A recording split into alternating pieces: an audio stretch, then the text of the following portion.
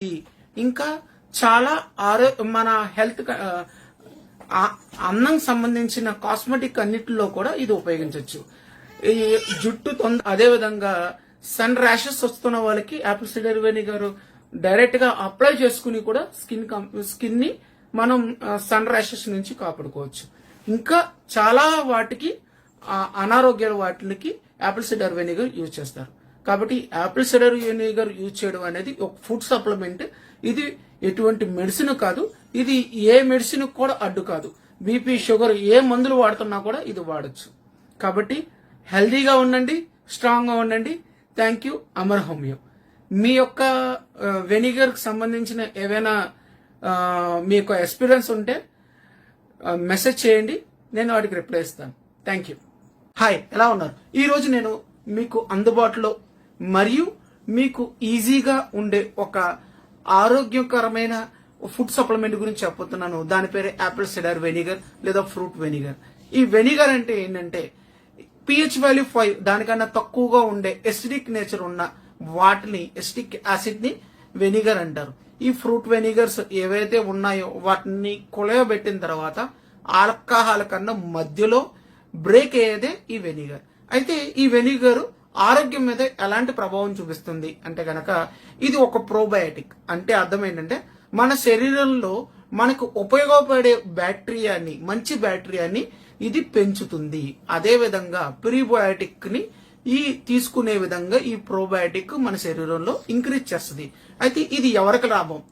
ఎవరైతే దీర్ఘకాలిక రోగాలు ఉన్నారో, అదే విధంగా BP, sugar, hypertension, sugar patient, diabetic పేషెంట్లకి ఇది ఒక అమృతం.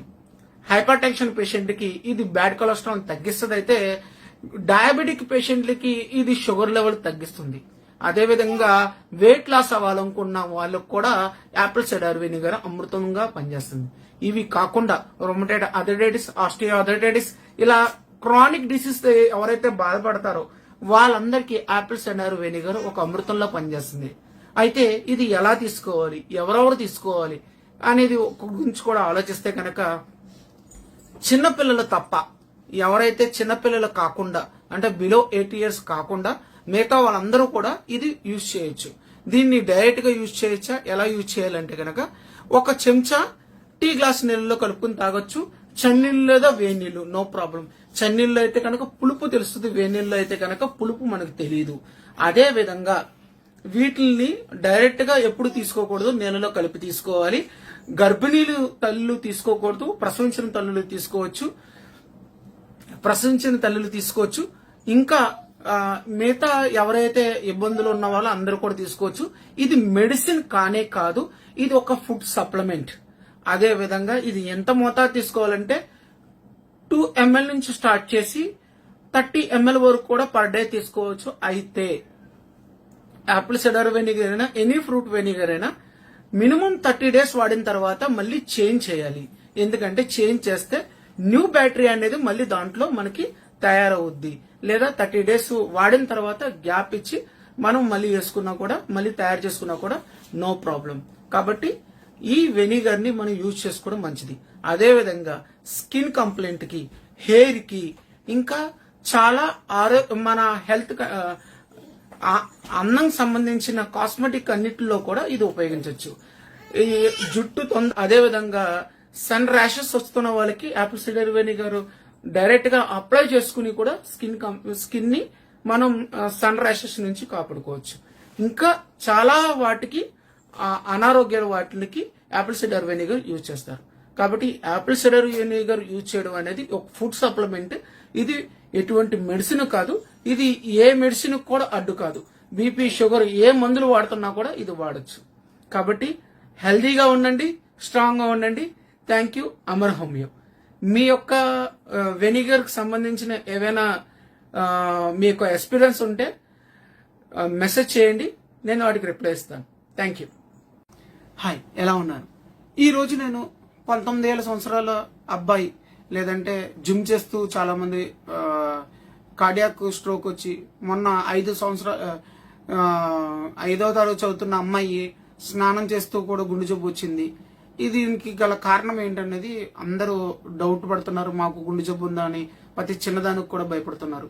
అసలు గుండె జబ్బు రావడానికి గల కారణం ఏంటి? మొట్టమొదటిగా చూడాల్సిన విషయం ఏంటంటే, వయసుతో నిమిత్తం లేకుండా గుండె జబ్బు అనేది ఒక వంశపార రోగం అయి ఉండొచ్చు, వంశపార్యం ద్వారా రావచ్చు, వంశంతో సంబంధం లేకుండా, వంశపార్యంతో సంబంధం లేకుండా మన చేతులారా చేసుకున్న కొన్ని కారణాల వల్ల కూడా మనకు గుండె జబ్బు రావచ్చు. అయితే ఇది క్షణాల్లో అయిపోతున్నాయి, క్షణాల్లో ప్రాణాలు పోతున్నాయి కదా అంటే, మన దౌర్భాగ్యం ఏంటంటే మనకి ఎన్నో మెడికల్ కాలేజీలు ఉండి, ఎంతో మంది డాక్టర్స్ ఉండి, ఎంతో మంది మనకి ఈ హెల్త్ వర్కర్స్ ఉండి కూడా మనకి కొన్ని ప్రైమరీ ఫస్ట్ ఎయిడ్ ట్రీట్మెంట్ నేర్పించడానికి కానీ నేర్చుకోవడానికి కానీ ప్రజలకు కానీ ఈ బ్యూరోక్రసీ కానీ ఇష్టం ఉండదు. చాలా మంది దేశ విదేశాల్లో వాళ్ళు చిన్న చిన్న కంట్రీల్లో కూడా వాళ్ళ యొక్క ఫస్ట్ ఎయిడ్ ఎలా ట్రీట్మెంట్ చేయాలని నేర్పిస్తారు. ఫస్ట్ ఎయిడ్ ట్రీట్మెంట్ ఈ సంబంధించిన సిపిఆర్ లేదంటే ఈ ఆటోమేటిక్ ఫెబ్రిలేషన్ డివైజులు అనేవి వాళ్ళ యొక్క షాపింగ్ మాల్లో వాళ్ళకి సంబంధించిన ఇన్స్టిట్యూట్లో రన్ అవుతూ ఉంటాయి. కానీ మనకి ఇక్కడ విషయం ఏంటంటే, ఫస్ట్ ఎయిడ్ ఓన్లీ డాక్టర్ ఒకటే చేయాలని అపోహలో, ఫస్ట్ ఎయిడ్ కేవలం మెడికల్ సంబంధించిన వాళ్ళు చేయాలి మాత్రం అపోహలతో, ఈ యొక్క మైండ్ సెట్తోనూ మనం బతికేస్తూ ఉంటాం. హార్ట్ స్ట్రోక్ వచ్చింది, లేదంటే హార్ట్ స్ట్రోక్ ఆ వ్యక్తికి ఇబ్బంది పడుతున్నాడు, ఇది ఎలా తెలుస్తుంది అంటే ఆటోమేటిక్ గా సెకండ్స్ లో, నిద్రలో అయితే మనం చెప్పలేం, కానీ మామూలుగా సందర్భాల్లో వాళ్ళు చెస్ట్ పెయిన్ ఫీల్ అవుతారు.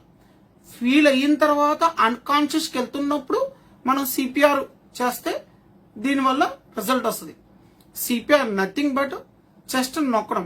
అది కూడా ఏంటంటే ఒక పర్టికులర్ గా మామూలుగా చేతులు ఇలా నొక్కడం కన్నా ఈ ఏదైతే ప్రెస్ చేస్తామో, ఇలా ప్రెస్ చేస్తామో దానివల్ల ఏమవుతుందంటే ఈ ఎముకలు, పక్కటెముకలు ఎరగకుండా ఆ ఛాతి మీద మనం అన్కాన్షియస్ ఉన్న వ్యక్తిని నొక్కుతాము.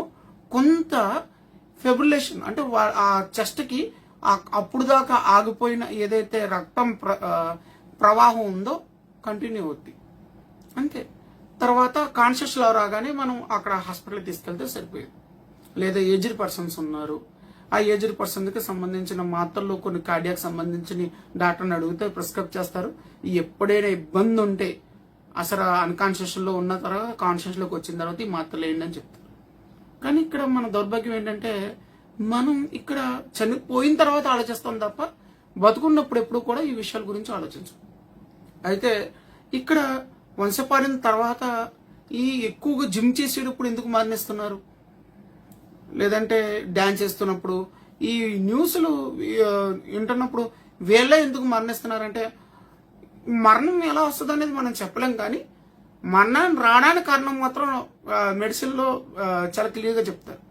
అయితే ఇక్కడ ఆలోచించాల్సిన విషయం ఏంటంటే, వాళ్ళు ఏదైతే పర్సన్స్ ఉన్నారో చాలా యంగ్స్టర్స్, చాలా ఫిట్ గా ఉన్న బాడీ, ఏదైతే సినీ స్టార్ రాజ్ కుమార్ ఉన్నారో ఈ వాళ్ళందరూ కూడా చాలా ఫిట్ గా ఉంటారు పర్సన్స్.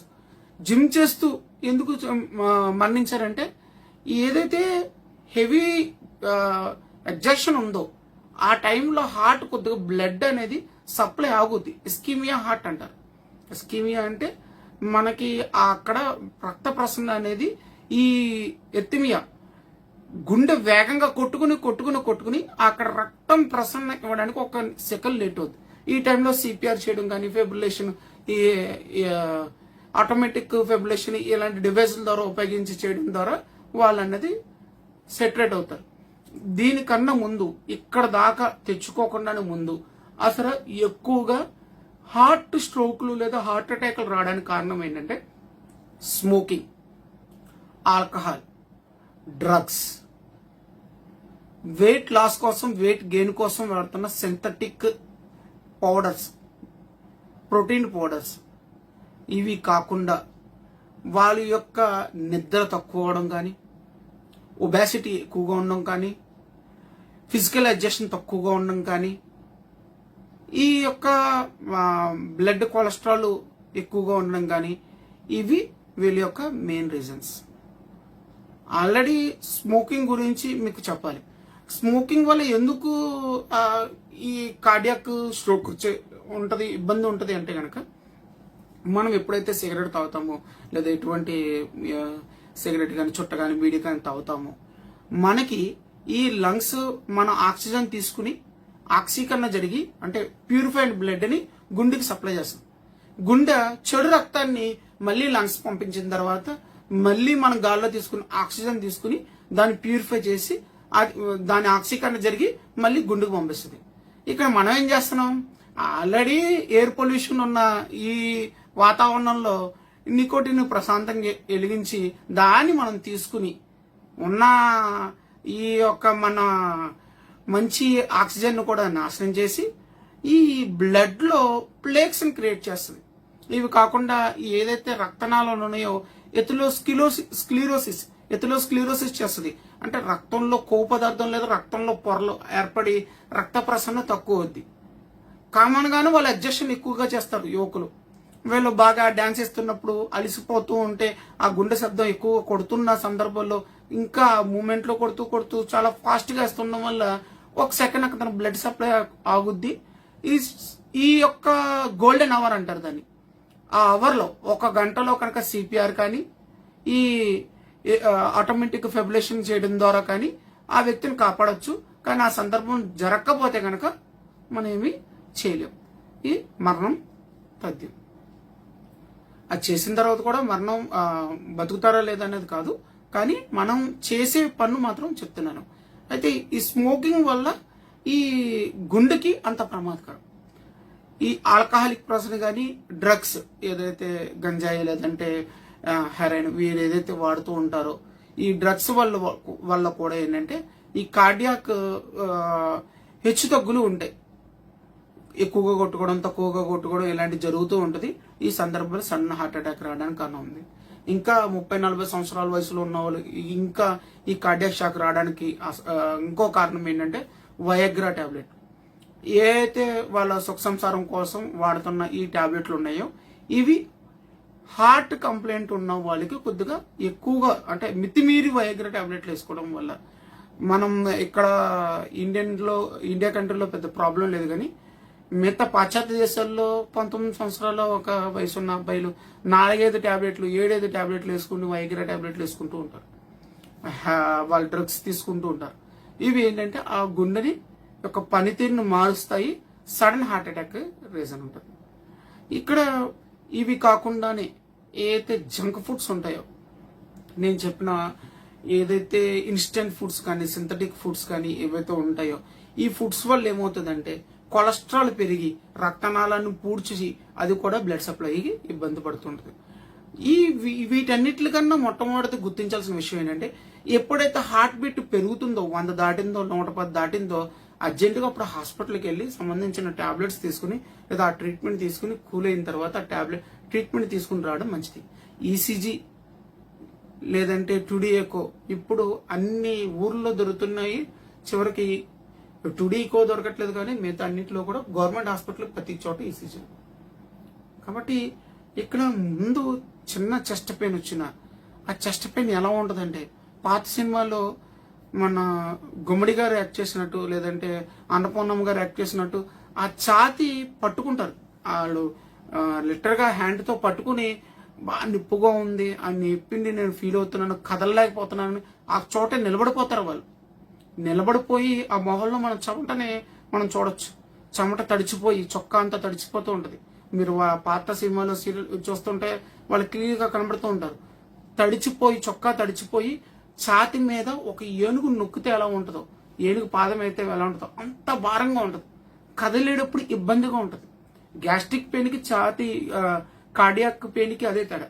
కార్డియాక్ పెయిన్ లో కదలలేరు, బీపీ ఎక్కువగా ఉంటది, ఈ హార్ట్ రేట్ ఎక్కువగా ఉంటది, ఒళ్ళంతా చెమటలు పడతాయి. గ్యాస్ట్రిక్ లో అంటే ఉండదు. జనరల్ పెయిన్ బాగా బర్నింగ్ పెయిన్, స్టిచ్చింగ్ పెయిన్ అనేది ఛాతి మీద ఉంటది. దీంట్లో ఈ గ్యాస్ట్రిక్ పెయిన్ కి కార్డియాక్ పెయిన్ తెలియక కూడా చాలా మంది చనిపోయిన వాళ్ళు ఉన్నారు. కాబట్టి వీటిల్లో ముందు పెయిన్ అనేది మనం ఈ కార్డియాక్ పెయిన్ యువకుల్లో రావడానికి లేదంటే చిన్నపిల్లల్లో రావడానికి ఈ వస్తున్న సందర్భాన్ని మనం ముందుగానే వంశపారంగా ఏమైనా మనకి డిసీజులు అందరికీ ఉంటే కనుక ఎప్పటికప్పుడు ఈ టెస్టులు చేయించుకుంటూ ఏసీజీ టుడీకో చేయించుకోవడం వల్ల ఎటువంటి నష్టం ఉండదు. దీని ద్వారా మనం జాగ్రత్త పడవచ్చు.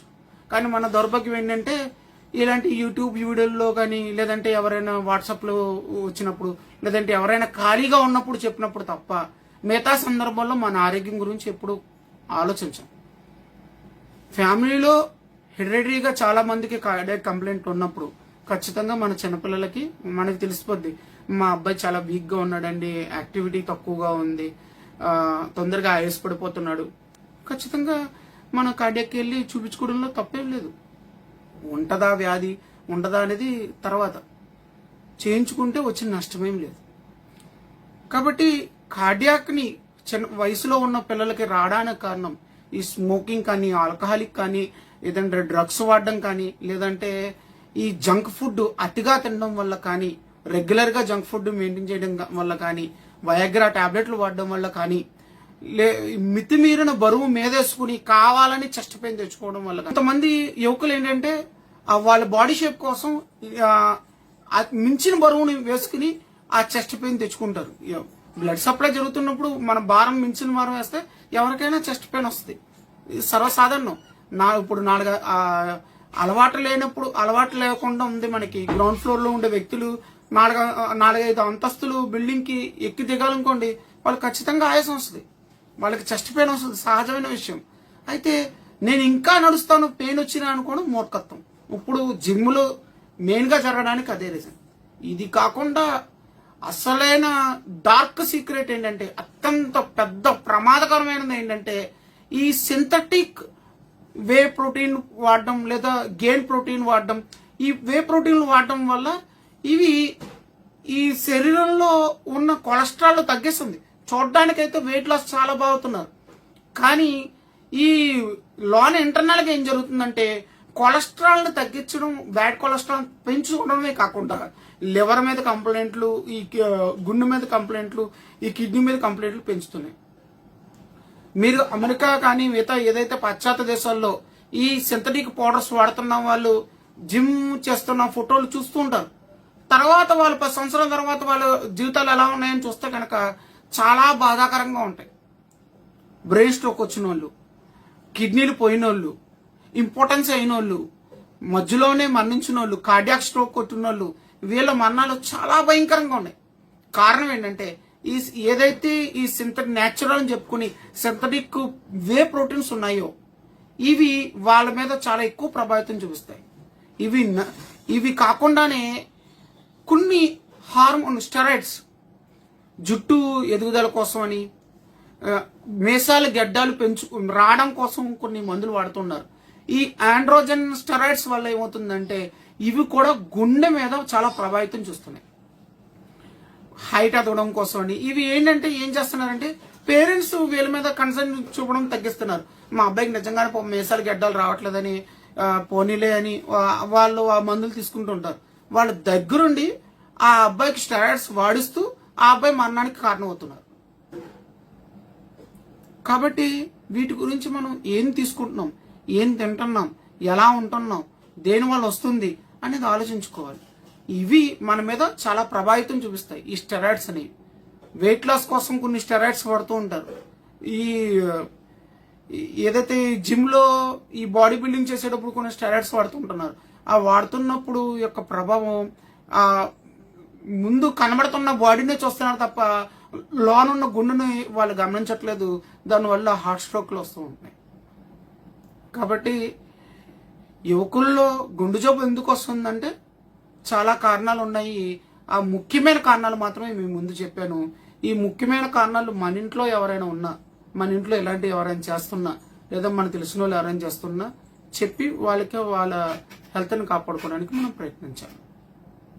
ఎవరిదైనా ప్రాణమే, ప్రాణాన్ని మనం చాలా జాగ్రత్తగా దాచుకోవాలి, జాగ్రత్తగా కాపాడుకోవాలి. కాబట్టి హెల్దీగా ఉండండి, హెల్దీ ఫుడ్స్ తీసుకోండి.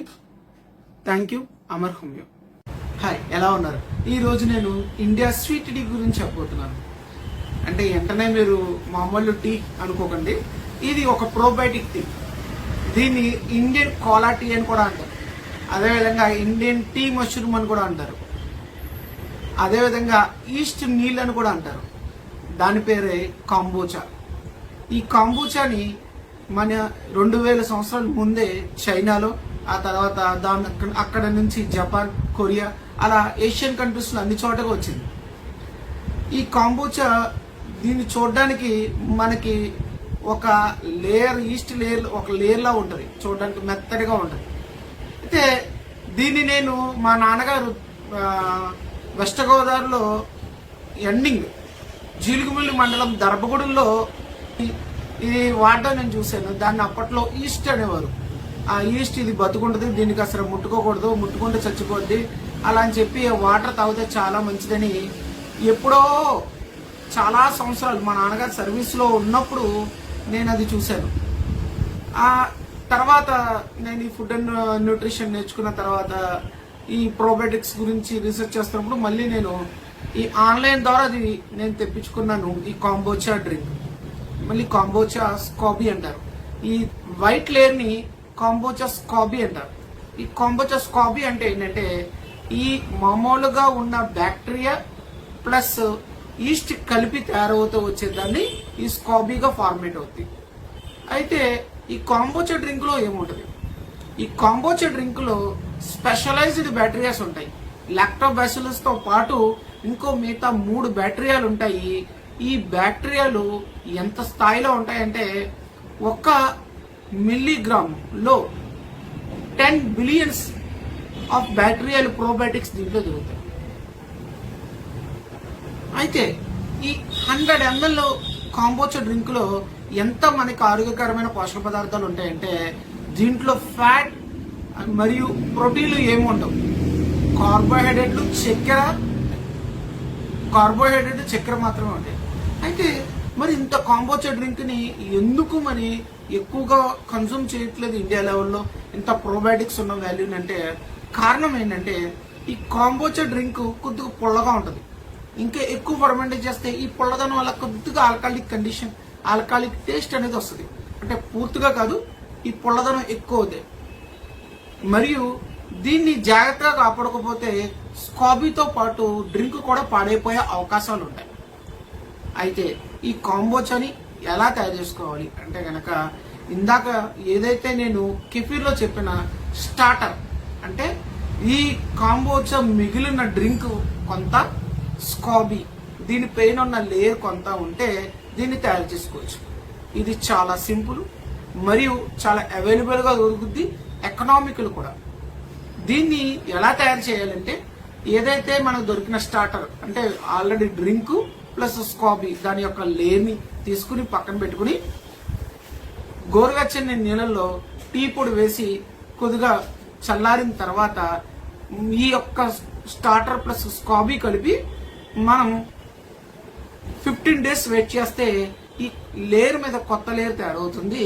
అప్పటి నుంచి తాగడం స్టార్ట్ చేయొచ్చు. నెల తర్వాత పూర్తిగా దీన్ని తాగొచ్చు. అయితే ఈ యొక్క కాంబోచాని మళ్ళీ సెకండ్ ఫెర్మెంటేషన్ చేయొచ్చు. అది ఎలా అంటే ఈ కాంబోచా డ్రింక్ తీసుకుని దాంట్లో మనకు కావాల్సిన ఎన్ని హెర్బ్స్, ఎన్ని ఫ్రూట్స్ దాని యొక్క జ్యూస్ వేసి మూత పెట్టి మళ్ళీ 2 days తర్వాత ఓపెన్ చేస్తే ఆ గ్యాస్ పోయిన తర్వాత మళ్ళీ దాన్ని మనకి కూల్ డ్రింక్ లాగా ఉంటుంది. As it is cool drink, మీకు ఎటువంటి టేస్ట్ తేడా ఉండదు. దాన్ని ఫ్రిడ్జ్ లో స్టోర్ చేసుకుంటే ఓవర్ ఫెర్మెంటేషన్ అవ్వకుండా ఉంటుంది. 2 days చాలు నిలవ ఉంటే, దాని మూత తీయకుండా ఉంటే సరిపోతుంది. అయితే ఒక్కోసారి ఇవి పేలతో ఉంటాయి, ఈ గ్యాస్ ఎక్కువైపోయి.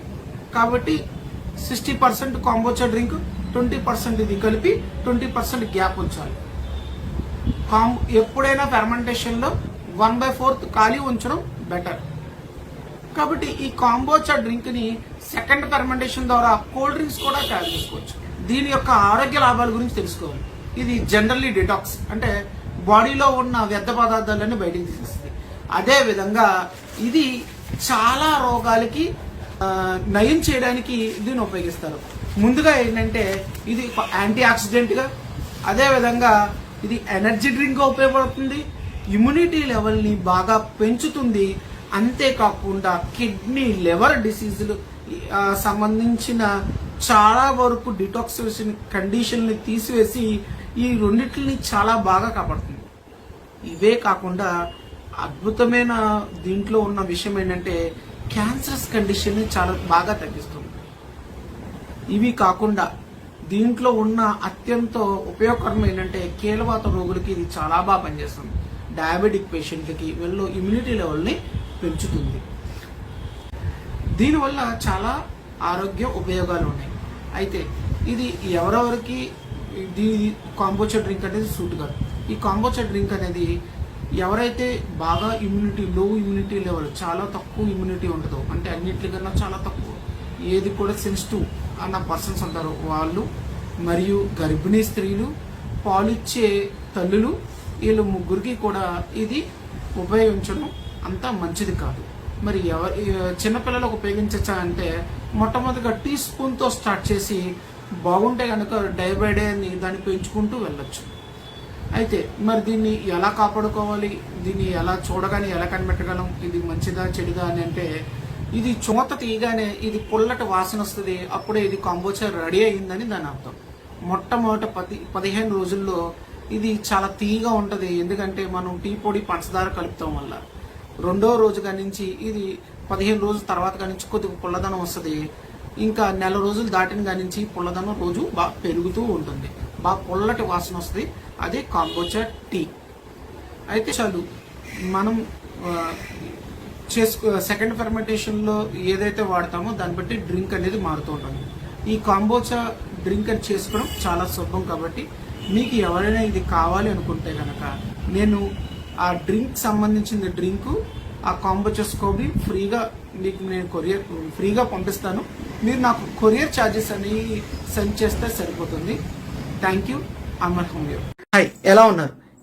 ఈరోజు నేను బయోసాల్ట్ గురించి చెప్పబోతున్నాను. బయోసాల్ట్ అంటే నథింగ్ బట్ ఈ సాల్ట్ ఏంటంటే వాటరీగా ఉంటుంది. ఈ సాల్ట్ని ఎలా తయారు చేయాలంటే, ఈ సాల్ట్ యొక్క మెయిన్ ఉద్దేశం ఏంటంటే సాల్ట్ని మనం ప్యూరిఫికేషన్ చేసుకుని దీన్ని ప్రోబయోటిక్ గా మార్చడం.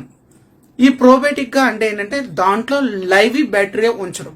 ఈ బయోసాల్ట్ యొక్క తయారు చేసే విధానం చాలా సింపుల్. అయితే దీని గురించి మనం తెలుసుకోవాల్సింది ఏంటంటే, ఇది సాల్ట్ ఉన్న కంటెంట్స్ ఉంటాయి. అయితే ఈ సాల్ట్ లో ప్రోబయోటిక్ నేచర్ ఉండడం వల్ల ఇది హెల్తీగా మనకి ఉపయోగపడుద్ది. దీన్ని డోసేజ్ కూడా మన మామూలు సాల్ట్ కన్నా కొద్దిగా ఎక్కువగా తీసుకోవచ్చు. అయితే దీన్ని తయారు చేసే విధానం చాలా సింపుల్ అండి. పులియబెట్టిన గంజి, ఏదైతే అన్నం వచ్చిన తర్వాత గంజి ఉంటుందో ఆ గంజిని 7 hours తర్వాత మనం దాన్ని యూజ్ చేసుకోవచ్చు. లేదంటే సోకుడు ఒకరా స్లైస్, నీళ్ళల్లో నానబెట్టిన బెండకాయ ముక్కల కేవలం వాటర్ని తీసుకుని ఆ వాటర్లో ఏదైతే మనం తీసుకున్నాం అనుకున్న రాక్ సాల్ట్ లేదా హిమాలయ పింక్ సాల్ట్, వీటిని సాచురేట్ చేసి బాగా కలిపి, ఎంతలా కలపాలంటే సాల్ట్ కింద మనకి బేస్ లైన్లో ఉండిపోయేదా వరకు కలిపి 7 days నుంచి 10 days వరకు ఉంచితే సరిపోతుంది. ఆ తర్వాత కానించి ఈ సాల్ట్ని మనం యూజ్ చేసుకోవచ్చు. ఈ సాల్ట్ వల్ల బెనిఫిట్ ఏంటంటే, మనం సాధారణంగా కూరగాయలని కోసిన తర్వాత ఫ్రిడ్జ్లో పెడతాం. కానీ మనం ఏమనుకుంటాం అంటే ఈ కూరగాయలు ఫ్రెష్గా ఉంటాయి కదా అనుకుంటాం. కానీ ఎప్పుడైతే మనం కోస్తామో ఆ తర్వాత కానించి అయ్యి డిటాక్సిఫికేషన్ ప్యూరిఫికేషన్ జరుగుద్ది, అంటే కొలడం జరుగుతాయి. కానీ కూలింగ్ లో ఉండడం వల్ల దాని ప్రక్రియ ఆగుద్ది అనుకుంటాం. దానికన్నా ఇదైతే బయోసాల్ట్ ని దాని మీద అప్లై చేయడం వల్ల నెక్స్ట్ రోజుకి ఫ్రెష్ గా ఉంటాయి. ఇదే కాకుండా ఈ యొక్క బయోసాల్ట్ తో మనం ఏదైతే ప్రోబయోటిక్స్ ఉన్నాయో అన్ని కూడా తయారు చేసుకోవచ్చు. ఫుడ్ ని స్టోర్ చేసుకోవడమే కాకుండా లైవ్ గా చాలా తాజాగా ఉండేటట్టుగా మనం ఏదైతే కట్ చేసిన ఫ్రూట్స్ లేదా వెజిటేబుల్స్ ఉంచుకోవచ్చు.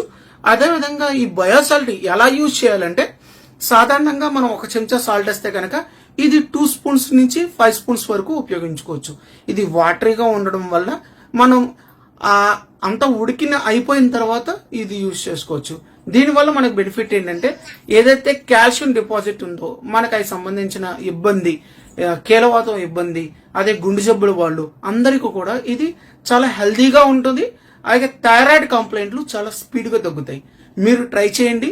ట్రై చేసిన వాళ్ళు ఉంటే కనుక మెసేజ్ చేయండి, నేను దానికి రిప్లై ఇస్తాను. ట్రై చేయాలనుకున్న వాళ్ళు నాకు చెప్పండి, నేను వాళ్ళకి ఇంకా ఈజియెస్ట్ గా మీకు నేను దీన్ని అందించగలను. Thank you. Amar homeo. Hi, ఎలా ఉన్నారు? మార్కెట్లో దొరికే యోగర్ట్ పెరుగు తీసుకోవడం వల్ల మనకు జరిగే లాభం ఉంటుందా నష్టం ఉంటుందా అని చాలామంది అడుగుతూ ఉంటారు. మార్కెట్ యోగట్ ఏదైతే దొరుకుతుందో అవి డైరెక్ట్ యోగట్ మనకు దొరకట్లేదు. అది ఫ్లవర్స్తో కూడిన యోగట్ మనకు దొరుకుతుంది. దీనివల్ల మనం తిరిగి దాన్ని తయారు చేసుకోలేం. ఈ ఏవైతే ఫ్లవర్స్ ఉన్న యోగట్లు ఉన్నాయో, అంటే స్ట్రాబెర్రీ కానీ మ్యాంగో కానీ ఏవైతే ఫ్రూట్స్ యొక్క యోగట్స్ ఉన్నాయో, వీటిల్లో ఈ ఫ్రూట్స్ ఈ యోగట్ టేస్ట్ రావడం కోసం దీంట్లో షుగర్ని యాడ్ చేస్తారు. అదేవిధంగా దీంట్లో ఎక్కువ ఫ్యాట్స్ ఉంటాయి. అదేవిధంగా దీంట్లో ఎక్కువ ప్రోటీన్స్ కూడా ఉంటాయి. మార్కెట్లో దొరికే యోగట్ల వల్ల, అంటే ఫ్లేవర్డ్ యోగట్ల వల్ల మనకి ఒక పంచదార నోట్లో వేసుకున్నంత ఉపయోగం తప్ప ఎటువంటి ఉపయోగం ఉండదు. కాబట్టి మార్కెట్లో వాడే యోగట్ల కన్నా మీరు ఓన్గా లేదా కల్చర్ తెచ్చుకుని లేదా స్టార్టర్స్ తెచ్చుకుని ఇంట్లోనే తయారు చేసుకునే యోగట్ మీ ఆరోగ్యానికి ఎంతో ప్రధానం. Thank you. Amar homeo. Hi, ఎలా ఉన్నారు? ఈరోజు నేను కార్బోహైడ్రేట్స్ గురించి చెప్పబోతున్నాను. కార్బోహైడ్రేట్స్ గురించి ఉన్న అపోహలు తీయడం గురించి చెప్పబోతున్నాను. ఒక మనిషికి, సాధారణ మనిషికి ఎంత కార్బోహైడ్రేట్స్ తీసుకోవాలి, అదేవిధంగా కార్బోహైడ్రేట్స్ వల్ల ఏవైతే నష్టం జరుగుతుందన్న ప్రచారానికి గల కారణాల గురించి నేను ఈ వీడియో చెప్పబోతున్నాను. Welcome to Amar homeo. ఈరోజు నేను కార్బోహైడ్రేట్స్ అంటే ఏంటి, కార్బోహైడ్రేట్స్ అంటే ఇది ఒక మైక్రో న్యూట్రియంట్స్, అంటే మన శరీరానికి కావాల్సిన ఒక న్యూట్రియంట్, అంటే న్యూట్రిషన్. ఇది మన యొక్క శరీరం యొక్క మజిల్ స్ట్రెంగ్త్కి, అదేవిధంగా డిసీజులు తట్టుకునే శక్తి రావడానికి, జీర్ణశక్తి పెరగడానికి, జీర్ణశక్తి అవ్వడానికి, అదేవిధంగా మన శరీరంలో నడవడానికి, అంటే మెటబాలిజం క్రియ జరగడానికి, రక్తనాళాలకి, నరాలకి ఏదైతే నర్వ్స్ సప్లై ఉందో వీటి యొక్క జరగడానికి ఇది ఎంతో ఉపయోగపడే ఒక మైక్రో న్యూట్రియంట్.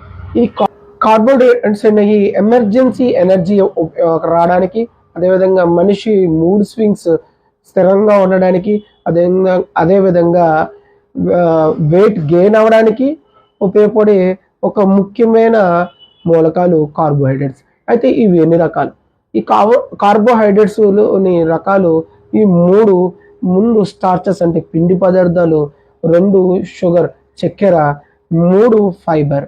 అయితే నేను ఒక పూర్తి బయోకెమిస్ట్రీ స్టూడెంట్గా మీ ముందు చెప్పకుండా కొన్ని మనకి కావాల్సినవి అందరికీ అర్థమయ్యే విధంగా కొన్ని విషయాలు మాత్రమే నేను మీతో ఈ వీడియోలో చేర్చుకుంటున్నాను. అందరికీ అర్థమయ్యేలాగా కొన్ని విషయాలు, కీలకమైన విషయాలు మాత్రమే మీకు ఈ కార్బోహైడ్రేట్స్లో మీ ముందు చెప్పబోతున్నాను. ఈ పిండి పదార్థాల వల్ల మనకి తొందరగా శరీరంలో గ్లూకోజ్ లెవెల్ చేర్చి మనకి ఉన్న జీవక్రియ జరగడానికి ఉపయోగపడుతుంది. అయితే ఈ పిండి పదార్థాలు 2 రకాలు: సింపుల్ కార్బోహైడ్రేట్స్, కాంప్లెక్స్ కార్బోహైడ్రేట్స్. తెలుగులో చెప్పాలంటే మంచి కార్బోహైడ్రేట్లు, చెడు కార్బోహైడ్రేట్లు. మంచి పిండి పదార్థాలు, చెడు పిండి పదార్థాలు. ఈ సింపుల్ కార్బోహైడ్రేట్స్ అనేవి చెడు కార్బోహైడ్రేట్స్లోకి వస్తాయి. అంటే ఇవి వీటి వల్ల ఏం జరుగుతుంది అంటే కనుక ఇవి తొందరగా మన శరీరంలో గ్లూకోజ్ లెవెల్ని పెంచుతాయి. ఇవి తొందరగా శరీరంలో గ్లూకోజ్ లెవెల్ని పెంచడమే కాకుండా గ్లూకోజ్ లెవెల్ పెంచుతాయి. దీనివల్ల ఎనర్జీ అనేది తొందరగా మనం యూజ్ చేయాలి. కానీ సాధారణంగా ఏం జరుగుద్దంటే ఇవి శరీరంలో రాగానే గ్లైకోజన్గా లివర్లో, మజిల్స్లో స్టోర్ అయ్యి అవసరమైనప్పుడు ఈ గ్లూకోజ్గా కన్వర్ట్ అవుతాయి. కానీ ఈ సింపుల్ కార్బోహైడ్రేట్స్ వల్ల ఫ్రక్టోజ్ లెవెల్స్ పెరిగి బ్లడ్లో ట్రైగ్లిసరైడ్స్ పెరుగుతాయి. అంటే రక్తంలో చెడు కొవ్వుని ఏర్పరుస్తాయి. కారణం ఏంటంటే ఈ గ్లూకోజ్ అనేది, రిలీజ్ అయిన గ్లూకోజ్ అనేది ఎనర్జీ అవ్వక ఇవి మనకి ట్రైగ్లిసరైడ్స్ పెంచి ఇవి మనకి కార్డియాక్ కంప్లైంట్లు రావడానికి, అదేవిధంగా ఫ్యాటీ లివర్ అంటే లివర్లో కొవ్వు చేరడానికి, పనితీరు దెబ్బతిని నాన్ ఆల్కహాలిక్ ఫ్యాటీ లివర్ తయారవడానికి ఒక రీజన్. ఈ నాన్ ఆల్కహాలిక్ ఫ్యాటీ లివరు ఒకవేళ పెరుగుతూ ఉంటే, ఇదే విధంగా సింపుల్ కార్బోహైడ్రేట్స్ తీసుకుంటూ ఉంటే, అంటే చెడు పిండి పదార్థాలు తీసుకోవడం వల్ల చివరికి లివర్ ఫెయిల్యూర్ అయ్యే అవకాశాలు కూడా ఉంటాయి. కాంప్లెక్స్ కార్బోహైడ్రేట్స్, అదే మంచి పిండి పదార్థాలు. ఈ మంచి పిండి పదార్థాలు ఏం జరుగుతాయంటే ఇది సేమ్ గ్లూకోజు, లక్టోజు, ఫ్రాక్టోజు రిలీజ్ చేస్తాయి. అయితే ఇవి జీర్ణశక్తి లేట్ అవడం వల్ల వీటిల్లో ఉన్న ఈ గ్లూకోజ్ లెవెల్ శరీరంలో రక్తంలో కలవడం లేట్ అవడం వల్ల ఏదైతే లివర్లో ఉన్న గ్లైకోజన్ అనేది గ్లూకోజ్గా కన్వర్ట్ అయ్యి శరీరం యొక్క జీవక్రియ జరగడానికి జరుగుతుంది. అందువల్ల కాంప్లెక్స్ కార్బోహైడ్రేట్స్ తీసుకోవడం వల్ల మనకి గ్లూకోజ్ లెవెల్ అనేది సమయానికి ఉపయోగపడుతుంది. అంతేకాకుండా దీనివల్ల అనారోగ్యం నుంచి దూరంగా ఉండొచ్చు. చక్కెర, ఏదైతే షుగర్ లెవెల్స్ ఉన్నాయో ఇవి న్యాచురల్గా దొరికేవి, ఆర్టిఫిషియల్గా దొరికాయి. న్యాచురల్గా పాలు మరియు పళ్ళ రసాల్లో దొరికితే పళ్ళల్లో దొరుకుతుంది, ఫ్రూట్స్లో దొరుకుతాయి. ఈ ఆర్టిఫిషియల్ షుగర్ అనేవి మనం తయారు చేసుకునే షుగర్ ఐటమ్స్ అన్నిటిని కూడా ఆర్టిఫిషియల్ షుగర్ అంటారు. ఆర్టిఫిషియల్ షుగర్ ఐటమ్స్ అన్ని కూడా ఇవి ఈ రకాలుగా దొరుకుతాయి. తేనె,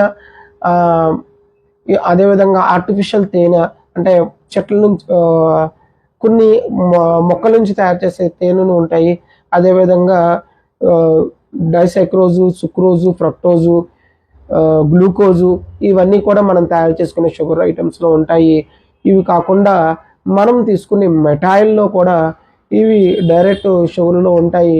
ఇవి కాకుండా cool drinks, packed foods and అదేవిధంగా సోడాలో కూడా ఇవి ఆర్టిఫిషియల్ షుగర్స్ అనేవి యాడ్ అవుతాయి.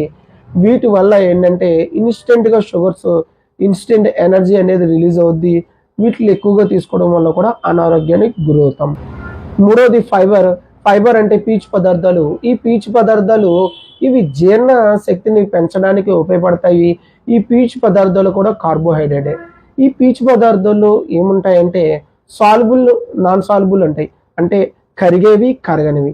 ఈ పీచు పదార్థాలు ఏవేవి దాంట్లో ఉండవంటే పాలు మరియు మాంసాహారాల్లో పీచు పదార్థాలు అనేవి దొరకవు. ఈ సాల్బుల్ లేదా కరిగే పీచు పదార్థాలకు ఏం జరుగుద్దంటే ఈ పీచు పదార్థాలు కరిగేవి శరీరంలో ఉన్న చెడు కొలెస్ట్రాల్ అంటే ఎల్డిఎల్ని తగ్గిస్తాయి. అదేవిధంగా గ్లూకోజ్ లెవెల్, బ్లడ్లో గ్లూకోజ్ లెవెల్ని తగ్గిస్తాయి, కాన్స్టిపేషన్ దూరం చేస్తాయి. అదే కరగనివి ఏం చేస్తాయి అంటే బల్కింగ్ ఏజెంట్ లాగా కాన్స్టిపేషన్ని కంట్రోల్ చేసి మోషన్ ఫ్రీ అవ్వడానికి ఉపయోగపడతాయి. వీటిని ఫైబర్ ఫుడ్స్ అంటారు. ఈ ఫైబర్ ఫుడ్ వల్లే జీర్ణ వ్యవస్థ అనేది బాగా జరుగుతుంది. వీటి వల్ల వెయిట్ గెయిన్ అనేది కూడా తగ్గుతాము, వెయిట్ గెయిన్ అవ్వకుండా ఉంటాము. అసలు ఈ కార్బోహైడ్రేట్లు మరి ఎందుకు తక్కువగా తీసుకోమంటారంటే గ్లైసిమిక్ ఇండెక్స్ అంటే GI. ఈ వీటిలో ఏదైతే మనం తీసుకున్న ఆహార పదార్థాల్లో గ్లూకోజ్ లెవెల్ ఎక్కువగా ఉంటే కనుక వాటిని తగ్గించుకోమని చెప్తారు. ఏదైతే గ్లైసిమిక్ ఇండెక్స్ బాగా ఎక్కువ ఉన్నదో ఆ ఆహార పదార్థాలు దూరంగా ఉండడం వల్ల డయాబెటిక్ లెవెల్స్ అనేవి మనం తగ్గించుకోవచ్చు. అదేవిధంగా గుండె వ్యాధుల నుంచి కూడా మనం దూరంగా ఉండొచ్చు. అయితే ఈ కార్బోహైడ్రేట్లు మనం రోజువారీలో ఎంత తీసుకోవాలనుకుంటే మనం ఏదైతే మన ప్లేట్ ఉందో దాంట్లో 1/4 ఓన్లీ కాంప్లెక్స్ కార్బోహైడ్రేట్స్ అంటే మంచి పిండి పదార్థాలు మాత్రమే తీసుకోవాలి. అదేవిధంగా ఫ్రూట్స్ మనం సగం ప్లేట్స్ ఫ్రూట్స్ ఎక్కువగా తీసుకోవాలి. మరి కార్బోహైడ్రేట్స్ తీసుకోకుండా ఉంటే మనకి ఏమైనా నష్టం జరుగుద్దా అంటే కీటో డైట్ లో చాలా మంది ఏం చేస్తుంటారంటే కార్బోహైడ్రేట్స్ని పూర్తిగా అవాయిడ్ చేస్తారు. కానీ అక్కడ పీచు పదార్థాలు అయిన పుష్కలంగా దొరికే ఫ్రూట్స్ ఖచ్చితంగా తీసుకోవాలి. లేకపోతే వాటిని ఈ డైట్ కంట్రోల్ కీటో డైట్ రెగ్యులర్గా తీసుకోవడం వల్ల చాలామంది ఈ శరీరంలో అమోనియా పెరిగి కిడ్నీ కంప్లైంట్స్ రావడానికి కారణం ఉంది. కాబట్టి ఫ్రూట్స్ కూడా ఖచ్చితంగా కీటో డైట్లో వెజిటేబుల్స్ తీసుకోవడానికి ప్రయత్నించాలి. మీరు సింపుల్ కార్బోహైడ్రేట్స్ అంటే చెడు కార్బోహైడ్రేట్స్ తీసుకుంటున్నారా, మంచి కార్బోహైడ్రేట్లైన కాంప్లెక్స్ కార్బోహైడ్రేట్స్ తీసుకుంటున్నారా అనేది మెసేజ్ చేయండి. ఇంకా కార్బోహైడ్రేట్స్ గురించి ఏమైనా సందేహం ఉంటే కామెంట్ చేయండి. Thank you. Amar home. Hi, ఎలా ఉన్నారు? ఈరోజు నేను ఒక కార్డియాక్ డిసీజ్ గురించి చెప్పబోతున్నాను. దాని పేరు బ్రోకెన్ హార్ట్ సిండ్రోమ్. ఈ బ్రోకెన్ హార్ట్ సిండ్రోమ్ని టక్సోటోబో సిండ్రోము, టక్సోటోబో కార్డియోమయోపతి అని కూడా అంటారు. ఈ ఫస్ట్ ఈ డిసీజ్ని 1990లో జపాన్లో కనుగొన్నారు. ఈ బ్రోకెన్ హార్ట్ సిండ్రోమ్ అంటే ఒక అనుకోని సంఘటన జరిగినప్పుడు, మనకు ప్రేమించిన వాళ్ళని లేదా నచ్చిన వాళ్ళు కోల్పోయినప్పుడు, లేదంటే తట్టుకోలేని శారీరక బాధ జరిగినప్పుడు, మానసికమైన ఒత్తిడితో ఎక్కువగా ఉన్నప్పుడు, కార్ యాక్సిడెంట్స్లు, సర్జరీలు, ఒక్కోసారి ఎమోషనల్గా డిస్కషన్ చేసి అవమాన పాలైన, పబ్లిక్ స్పీకింగ్ అంటే సొసైటీలో గట్టిగా మాట్లాడుతున్నప్పుడు, ఇలా ఎమోషనల్ అయినప్పుడు ఈ యొక్క బ్రోకెన్ హార్ట్ సిండ్రోమ్ అని లేదంటే టక్సోటోబో కార్డియోమయోపతి గురే అవకాశాలు ఉన్నాయి. అయితే సాధారణంగా ఈ యొక్క కారణం ఎందుకు చెప్తున్నానంటే, ఏదో ఒక సందర్భంలో ప్రతి మనిషి ఒత్తిడికి గురవక తప్పదు. అయితే ఆ ఒత్తిడిలో కూడా పక్కన వాళ్ళు కానీ నచ్చిన వాళ్ళు కానీ ఉంటే ఆ ఒత్తిడిని కూడా మర్చిపోతూ ఉంటారు. అవుతుందంటే ప్రతి మనిషికి తోడు అనేది ఓన్లీ సోషల్ మీడియాలోనే తప్ప వ్యక్తిగతంగా ఏదైతే మనం సమాజంలో మాత్రం ఎవరితోనో అంతగా స్నేహాలు ఉండట్లేదు. ఆ ఒత్తిడిని మైపరిచే స్నేహితులు కానీ లేదా బంధువులు కానీ దూరం అయిపోతున్నారు. న్యాచురల్ డిజాస్టర్లు లాంటివి జరిగినప్పుడు, వరదలు, భూకంపాలు జరిగినప్పుడు, లేదంటే మొన్న అనుకోని సందర్భంలో ఏదైనా కరోనా వచ్చిన సందర్భంలో మనకు అయిన వాళ్ళు ఎవరున్నారు, కనీసం మనకు తెలిసిన వాళ్ళు ఎవరున్నారని మనం గుర్తించుకోవడం మర్చిపోయాం. ఒత్తిడికి గురైనప్పుడు ఇది కనుక అదే విధంగా తట్టుకోలేక ఉంటే కనుక ఈ బ్రోకెన్ హార్ట్ సిండ్రోమ్ గురయ్యే అవకాశాలు ఎక్కువగా ఉన్నాయి. ఒత్తిడికి గురైనప్పుడు సాధారణంగా ఎంతమంది ఉన్నా ఒంటరి అయిపోయి ఆ బాధతో కుమిలిపోయి ఈ హార్ట్ మీద ఒత్తిడి కలిగి ఈ యొక్క వ్యాధి గురయ్యే అవకాశాలు ఎక్కువగా ఉన్నాయి. ఈ వ్యాధి లక్షణాలు ఎలా ఉంటాయంటే, ఒక్కొక్కసారి ఆయాసం వస్తున్నట్టు ఉంటుంది, అదేవిధంగా ఒంటరితనంగా ఉంటారు, వాళ్ళు పలకరించడమే ఆలస్యం, కుమిలిపోతూ వాళ్ళ బాధను చెప్పుకుంటూ వేడుస్తూ ఉంటారు, తొందరగా అలసిపోవడం, ఇలాంటి లక్షణాలు ఎక్కువగా ఉన్నప్పుడు, నడుస్తూ ఉన్నా కూడా ఆయాసం ఉన్నప్పుడు, ఇలాంటి లక్షణాలు ఉన్న వ్యక్తులకి ఇలాంటి పరీక్షలు చేయించడం మంచిది. చెస్ట్ ఎక్స్రే కానించి బ్లడ్లో కార్డియాక్ ఎంజైమ్స్ మరియు ఈసీజీ 2D ఈకో ద్వారా కూడా కనుక్కోవచ్చు. ఈ వ్యాధి ఎవరు గురయ్యే అవకాశాలు ఎక్కువగా అంటే 50 సంవత్సరాల తర్వాత ఉన్న వాళ్ళు అందరూ కూడా ఈ వ్యాధికి గురయ్యే అవకాశాలు చాలా ఎక్కువగా ఉన్నాయి. మగవారి కన్నా ఆడవారు ఎక్కువగా గురయ్యే అవకాశాలు ఉన్నాయి. దీనికి ప్రాణహాని ఏముందా అంటే కనుక ఈ లక్షణాలు పట్టించుకోకపోతే కంజెస్టివ్ కార్డియాక్ ఫెయిల్యూర్ అయ్యే కండిషన్ కూడా ఉంది. అయితే దీనికి మందులు ఏంటంటే, ముందుగా సోషల్గా కలవడం, వాళ్ళు ఒత్తిడిని తగ్గించడం, అదేవిధంగా మనం వాళ్ళతో సోషల్గా మూవ్ అవుతే సరిపోతూ ఉంటుంది. సివియర్ కండిషన్ అయినా కూడా 1 నెల నుంచి 2 నెలల్లో తొందరగా దీని నుంచి బయటికి తీసుకొచ్చే అవకాశాలు చాలా ఎక్కువగా ఉన్నాయి. కాబట్టి ఎవరైనా అనుకోని సంఘటనలు, లేదంటే బిజినెస్ ఫెయిల్యూర్ అయినప్పుడు, లేదంటే అప్పుల పాలైనప్పుడు, లేదా కష్టాల్లో ఉన్నప్పుడు, వాళ్ళు కావాల్సిన వాళ్ళను కోల్పోయినప్పుడు మనం వాళ్ళకి ఆదరాగా, వాళ్ళకి సపోర్టుగా ఉండడం నేర్చుకుంటే సరిపోతుంది. వాళ్ళ ఒత్తిడి మనం తగ్గిస్తే వాళ్ళు ఇలాంటి వ్యాధులు ఏవైనా ఉంటే కనుక ఫ్యూచర్లో రాకుండా ఉండే అవకాశాలు ఉంటాయి. థ్యాంక్ యూ అమ్మ. హాయ్, ఎలా ఉన్నారు? ఈరోజు నేను eco enzyme, super enzyme, garbage enzyme, అదేవిధంగా మన ఇండియాలో బయో ఎంజైమ్గా పిలువబడే దాని గురించి చెప్పబోతున్నాను. ఈ వీడియో కేవలం ఆర్టిఫిషియల్ కెమికల్ నుంచి న్యాచురల్ కెమికల్ కావాల్సిన వారు మాత్రమే ఈ వీడియో పూర్తిగా చూడండి. ఈ వీడియో కేవలం ఆర్టిఫిషియల్ థింగ్స్ నుంచి దూరంగా ఉండాలనుకున్న వారికి మాత్రమే. అయితే ఈ బయో ఎంజైమ్ గురించి డాక్టర్ రొసకాన్ పుంపుమ్ వాంగ్ అనే థాయిలాండ్ దేశస్థురాలు, ఈమె అక్కడ ఈ హెల్త్ ఫార్మ్ వ్యవస్థాపకురాలు, అదేవిధంగా ఆల్టర్నేటివ్ మెడిసిన్లో పిహెచ్డి చేసిన ఆసియా నుంచి ఉన్న మొట్టమొదటి మహిళ. అయితే ఈ మహిళ దీంట్లో ఏం కనిపెట్టింది, ఇది తర్వాత తరం వారికి ఏ విధంగా ఉపయోగపడ్డా దాని గురించి కూడా మనం చెప్పుకోవాలి.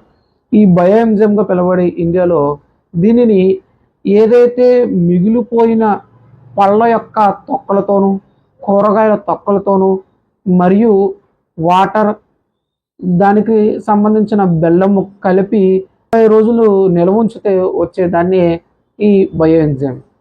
దీని యొక్క నిష్పత్తి ఏంటంటే 1:3:10. ఈ బయో ఎంజైమ్లో ఉపయోగించేది ఏంటంటే ఇది ఏదైతే మనకి మిగిలిపోగా ఫ్రూట్స్ యొక్క తొక్కలతో అదేవిధంగా వెజిటేబుల్స్ యొక్క తొక్కలతో దీన్ని తయారు చేస్తారు. ఫెర్మెంటేషన్ పద్ధతి ద్వారా దీన్ని తయారు చేస్తారు. ఈ దీని ద్వారా మనకి ఏం ఉపయోగం, ఏం సాధించింది డాక్టర్ రుస్కాన్ అంటే, ఈమె ఏదైతే థాయిలాండ్లో ఈమె చేస్తున్న సందర్భంలో అక్కడ ఉన్న నేల బురద నేల, అదేవిధంగా ఆ బురద నేలలో పండిన పంటలు సరిగ్గా అంత దిగుబడి ఇచ్చేవి కావు. దాంతో ఆమె ఈ బయో ఎంజైమ్ కనిపెట్టిన తర్వాత దీన్ని ల్యాబ్లో ఇంకా దీనికి బ్యాక్టీరియాలు తట్టుకునే శక్తి ఉందా లేదా అని ప్రయోగించిన తర్వాత ఇవి అగ్రికల్చర్లో ఇంప్లిమెంట్ చేసిందేమో. ఈ అగ్రికల్చరల్ ఇంప్లిమెంట్లో ఎంతలా చేసిందంటే చివరికి ఆ ఇసుక నెలల్లో కూడా ఇది వేసిన తర్వాత బయో ఎంజైమ్ వేసిన తర్వాత అక్కడ పంట పండడం చూశారు. అదేవిధంగా బురద నేలలో ఈ వేసిన తర్వాత దీంట్లో ఉన్న సారవంతమైన మట్టి ద్వారా పంట బాగా దిగుబడి రావడం చూశారు. అదేవిధంగా ఏదైతే కాయలు రాని చెట్లు కొన్నాయో వాటికి కాయలు వచ్చేలాగా ఫలాలు వచ్చేలాగా చూసుకున్నారు. ఎదుగుదల కోసం కూడా దీన్ని బాగా ఉపయోగించుకున్నారు. అలా అగ్రికల్చర్లో ఒక ఇన్వెషన్ అయింది. అంతేకాకుండా ఈ బయో ఎంజైమ్ ద్వారా ఇవి అక్కడున్న ఏషియన్ కంట్రీస్ ఎవరైతే ఉన్నారో ఈ ఏషియన్ కంట్రీస్ అందరూ కూడా అక్కడ ఉన్న నదుల్ని చెరువుల్ని శుభ్రం చేయడం మొదలుపెట్టారు. ఈ బయో ఎంజైమ్ చేసి ఆ చెరువుల్లో ఈ యొక్క పొల్యూషన్ శాతం తగ్గించారు. అదేవిధంగా డైరీ ఫామ్ వంటి గేదెలు, ఆవులు, పందులు వీటిల్లో యొక్క ఆహారం తీసుకునే శాతం పెంచారు. వీటికి వచ్చి నులుపురుగులని శాతం తగ్గించడానికి కూడా ఈ బయో ఎంజైమ్ యూజ్ చేశారు. చివరికి చెరువుల్లోనూ కాలువల్లోనూ పెంచుకునే చేపలు ఈ యొక్క వచ్చే బ్యాక్టీరియాలని ఈ వైరస్లను తట్టుకోవడానికి కూడా వీటిని ఈ బయో ఎంజైమ్ యూజ్ చేశారు. ఈ బయో ఎంజైమ్ యొక్క చివరి స్థాయి తారాస్థాయి ఎంతలా చేరిందంటే గాల్లో ఉన్న పొల్యూషన్ శాతం తగ్గించడానికి కూడా దీన్ని యూజ్ చేశారు.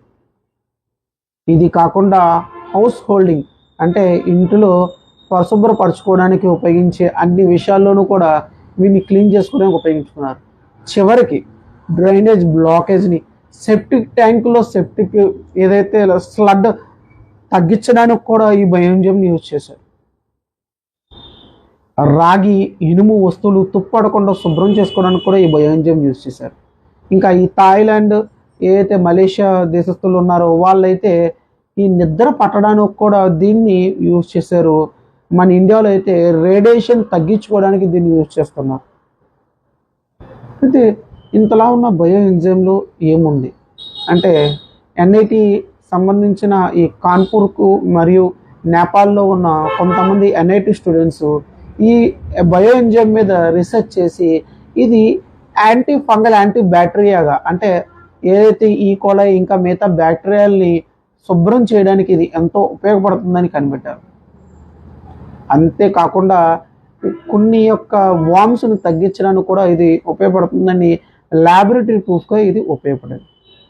ఇదే బయో ఎంజైమ్ని సబ్బులు అంటే ఒంటి సబ్బులు, అదేవిధంగా బట్టలు ఉతికే లిక్విడ్గా, ఇంకా షాంపూలు అన్నిటిలోనూ బయో ఎంజైమ్ యూజ్ చేసుకునేలాగా యూజ్ చేశారు.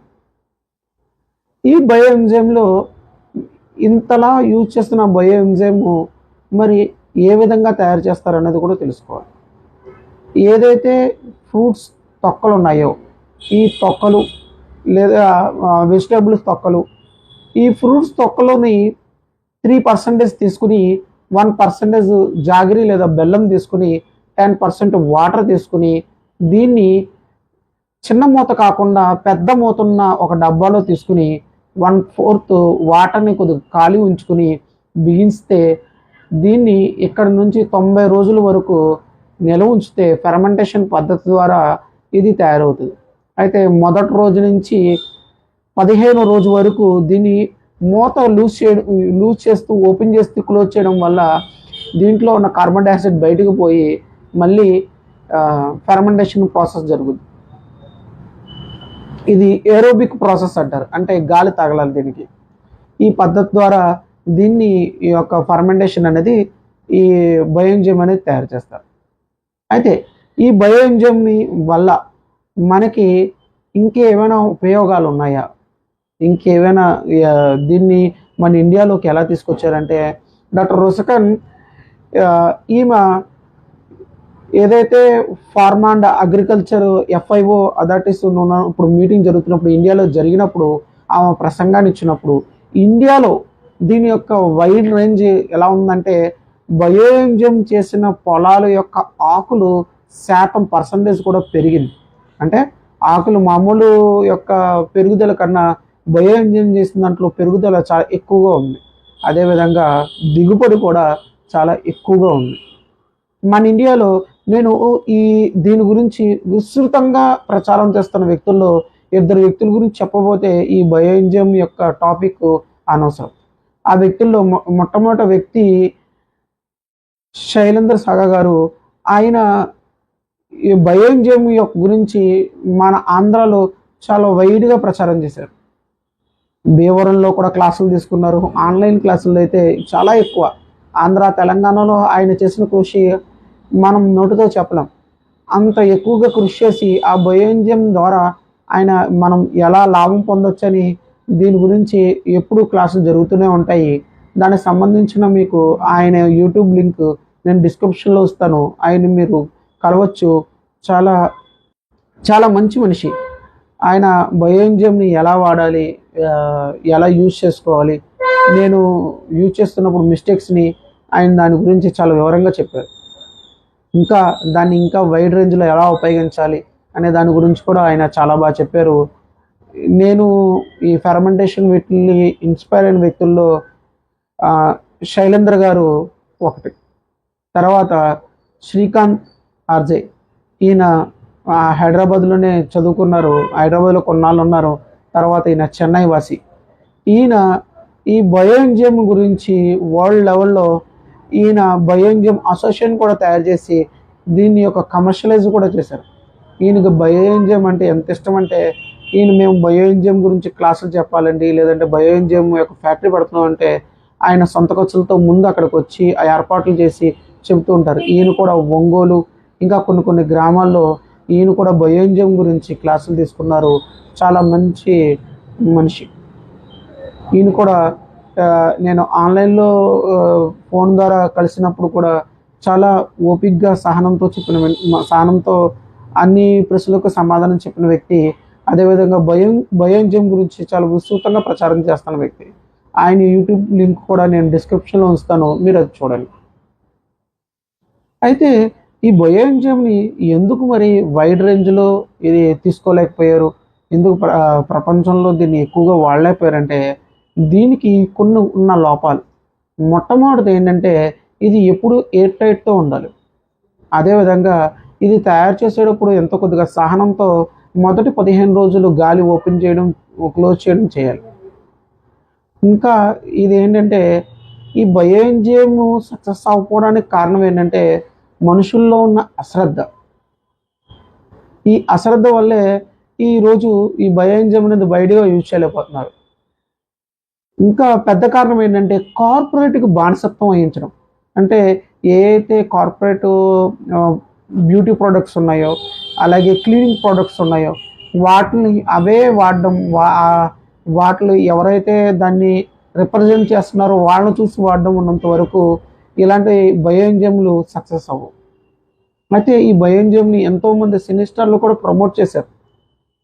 అయినా కూడా దీని సక్సెస్ అనేది బయోఎంజైమ్ని యూజ్ చేయడం అనేది ఆంధ్రాలో కొద్దిగా తక్కువ. ఎందుకు యూజ్ చేయాలి, ఎందుకు మనం తయారు చేసుకోవాలి అంటే కనుక ఏదైతే ఆర్గానిక్ ప్రొడక్ట్స్ ఉన్నాయో, అంటే జీవం ఉన్న వస్తువులు ఉన్నాయో అవి మనం గార్బేజ్లో వేసినప్పుడు, చెత్తలో వేసినప్పుడు వీటి నుంచి కుళ్ళిపోయి మిథైన్ అనే ఒక వాయువు రిలీజ్ అవుతుంది. ఇది కార్బన్ డైఆక్సైడ్ కన్నా చాలా ప్రమాదకరం.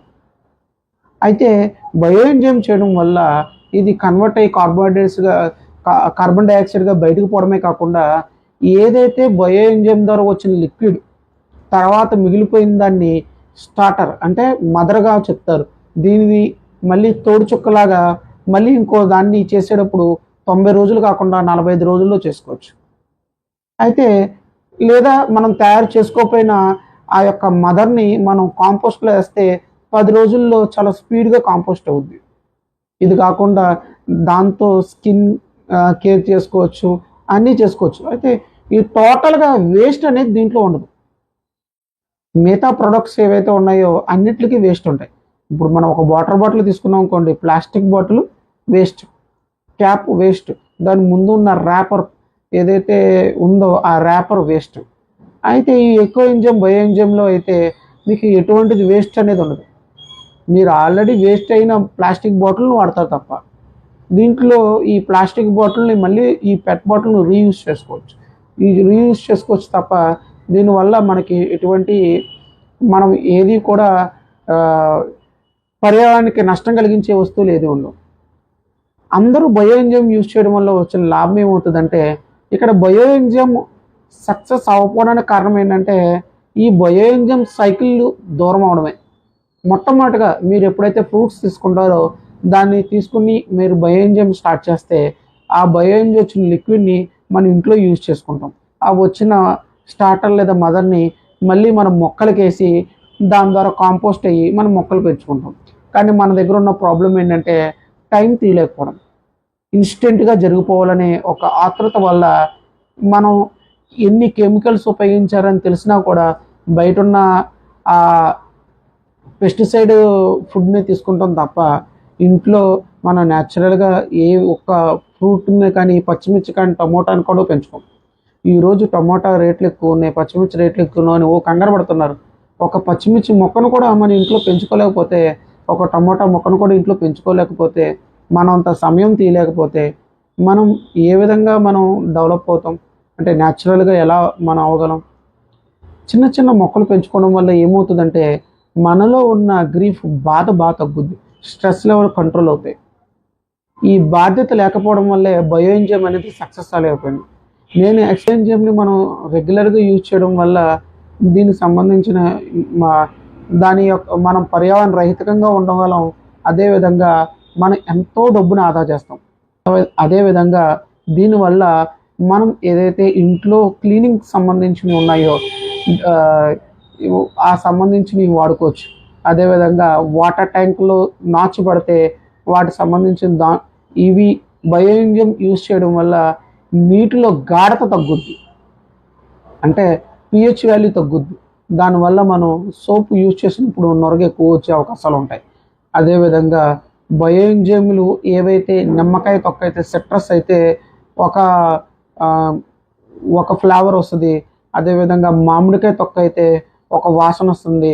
అదే మిగతా కొన్ని ఒక్కొక్క దానికి ఒక్కొక్క స్పెషలైజేషన్ ఉంటాయి. ఇప్పుడు వెల్లుల్లి తొక్కలతో చేసిన బయో ఎంజైమ్ అయితే పురుగులు పాములు రాకుండా వాడుకోవచ్చు.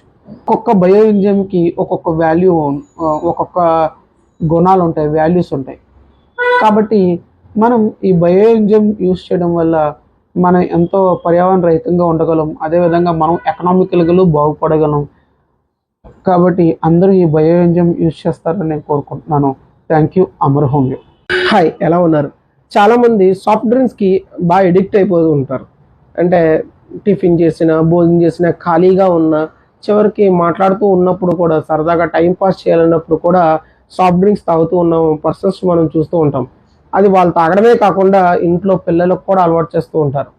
అయితే ఈ సాఫ్ట్ డ్రింక్స్ అనేది నథింగ్ బట్ షుగర్ వాటర్, అంతకు మించి దాంట్లో ఎటువంటి ఉపయోగాలు ఉండవు. అయితే ఆ షుగర్ వాటరే కాకుండా చాలా ఆర్టిఫిషియల్ కెమికల్స్ దాంట్లో ఉండడం వల్ల మన శరీరానికి చాలా అనారోగ్యానికి గురి చేస్తాయి. ఇవి కాకుండా దానివల్ల ఇంకా ఎక్కువ చాలా నష్టాలు ఉన్నాయి. అయితే ఇంత నష్టమున్న ఈ సాఫ్ట్ డ్రింక్స్ని ఎలా అవాయిడ్ చేయాలంటే కనుక నేను ఈరోజు మీకు చిన్న ఏం చెప్తాను. అదేంటంటే వాటర్ కెఫీర్. ఈ వాటర్ కెఫీర్ డ్రింక్స్ గురించి ఈరోజు చెప్పబోతున్నాను. ఈ వాటర్ కెఫీర్ అంటే ఏంటంటే ఇది ఒక ప్రోబయోటిక్ డ్రింక్. ఈ ప్రోబయోటిక్ డ్రింక్ని మనం ఇంట్లోనే తయారు చేసుకోవచ్చు, చాలా ఈజీగా తయారు చేసుకోవచ్చు. తక్కువ సమయము 24 గంటల నుంచి 48 గంటల్లో తయారు చేసుకోవచ్చు. మీకు నచ్చిన ఫ్లేవర్స్తో తయారు చేసుకోవచ్చు. మనకు నచ్చిన ఫ్లేవర్లో తయారు చేసుకోవచ్చు, మనకి నచ్చిన మోతాదులో కూడా ఇది తయారు చేసుకోవచ్చు. అయితే ఈ వాటర్ కెఫీర్ అంటే ఏంటంటే ఇది ఒక ప్రోబయోటిక్. బ్యాక్టీరియా ఈస్ట్ కలుపుకోవడం వల్ల ఇది జెలాటిన్ షేప్లో ఉండి ఈ ఇర్రెగ్యులర్ షేప్లో ఉంటుంది. ఈ గ్రెయిన్స్ని తీసుకుని మనం నీళ్ళల్లో వేసి దాంట్లో పంచదార వేసి కొద్దిగా మూత పెట్టి 24 గంటల నుంచి 48 గంటల తర్వాత ఆ వాటర్ని గ్రెయిన్స్ వదిలేసి ఆ వాటర్ని కన్జ్యూమ్ చేయొచ్చు. దీన్ని ఫస్ట్ ఫెర్మెంటేషన్ అంటారు. సెకండ్ ఫెర్మెంటేషన్లో అదే వాటర్ని మనం ఏదైనా ఫ్రూట్స్ జ్యూసెస్తో కానీ స్పైసెస్తో కానీ ఇంకా మనకు నచ్చిన ఫ్లేవర్తో యాడ్ చేసుకుని మళ్ళీ తాగితే అది సెకండ్ ఫెర్మెంటేషన్లో ఏదైతే మనం చేస్తామో 24 to 48 అవర్స్ తర్వాత యాజ్ ఇట్ ఈజ్ ఈ కార్బోనేట్ డ్రింక్స్ లాగే ఉంటాయి, ఎటువంటి తేడా ఉండవు. మరి దీనివల్ల ఏం ఉపయోగం ఉంది అంటే ఇది పంచదార, దీంట్లో కూడా పంచదారే కదా ఉంది అంటే ఈ షుగర్ 60 to 70% బ్యాక్టీరియా తినడానికి ఉపయోగపడుతుంది. మిగతాది తక్కువ మోతాదులో మాత్రమే మనకిస్తుంది. ఇది కాకుండా ఇది మన గట్ హెల్త్కి చాలా బాగుంటుంది. రెండోది ఏంటంటే ఏదైతే ఫ్రూట్స్లో ఉన్నాయో అవి న్యూట్రిషన్ వాల్యూ మనం తీసుకోగలం. మూడోది ఏంటంటే ఇమ్యూనిటీని పెంచుతుంది.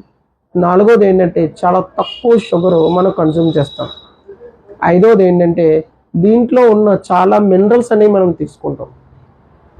ఈ వాటర్ కెఫీర్ కొబ్బరి నీళ్ళలో తీసుకుంటే ఇంకా ఎక్కువ మినరల్స్ అనేవి పొందొచ్చని చాలామంది ఎక్కువ కొబ్బరి నీళ్ళతోనే వాటర్ కెఫీర్ యూజ్ చేస్తుంటారు. మరి దీనివల్ల నష్టాలు ఉన్నాయంటే దీన్ని ఎక్కువగా కన్జ్యూమ్ చేస్తే ఏదైతే సాఫ్ట్ డ్రింక్స్లో ఉన్న నష్టాలు ఉంటాయో డయాబెటిక్ వచ్చే లక్షణాలు ఉంటాయి. ఈ వాటర్ కెఫీర్ ఎవరు యూజ్ చేయొచ్చు అంటే అందరూ యూజ్ చేయొచ్చు. ఈ వాటర్ కెఫీర్ సెకండ్ ఫెర్మెంటేషన్ ఏదైతే ఫ్రూట్ జ్యూస్ తీసుకుంటామో అది అందరూ తీసుకోవచ్చు. ఇది ఎటువంటి డైట్ అంటే గీటో డైట్ ఉన్నవారికి కానీ డైట్ ఉన్న ఏ డైట్ వారైనా ఈ డ్రింక్ తాగొచ్చు, ఎటువంటి నష్టం లేదు. చివరికి ప్రెగ్నెంట్స్ వాళ్ళు కూడా ఇది